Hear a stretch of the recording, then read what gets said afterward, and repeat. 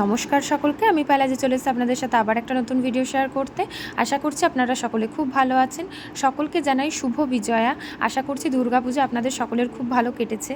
তো এটা ছিল কালকের ভিডিও, মানে দশমীর দিনের ভিডিও। তো যাই হোক, মা সিঁদুর টিঁদুর খেলে চলে এসেছে এখানে, আর মাকে ভীষণ সুন্দর লাগছিল। সত্যিই সিঁদুর পরলে মুখটা সত্যিই পাল্টে যায়। তো যাই হোক, আমি আর বোন তারপরে বেরিয়ে পড়েছিলাম। আমরা গেছিলাম একটু কিছু কিছু প্যান্ডেলে গেছিলাম। তো সেখানে গিয়ে দেখলাম যে বরণ হচ্ছে। তো সব জায়গার ক্লিপ নিতে পারিনি।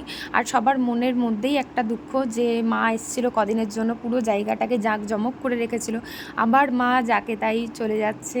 তো এই 5টা দিন সত্যিই বাঙালিদের একটা ইমোশন, যে মা আসছেই সত্যিই ভালো লাগে।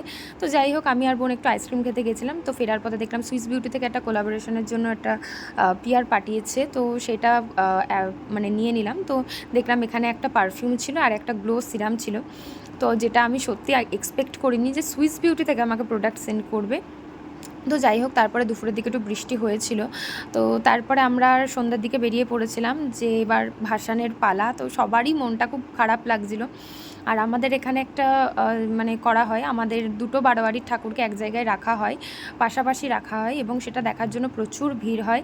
আর এই যে মায়ের রাজপথে বাড়ি ফেরার উদ্দেশ্যে, তো এই ভিডিওটা যখনই দেখি সত্যিই গলা ভারী হয়ে আসে, খুব খারাপ লাগে, মন মানে অটোমেটিক চোখের কোণে জল চলে আসে, সত্যিই খুব খারাপ লাগে। তো যাই হোক, আসছে বছর আবার মা আসবে।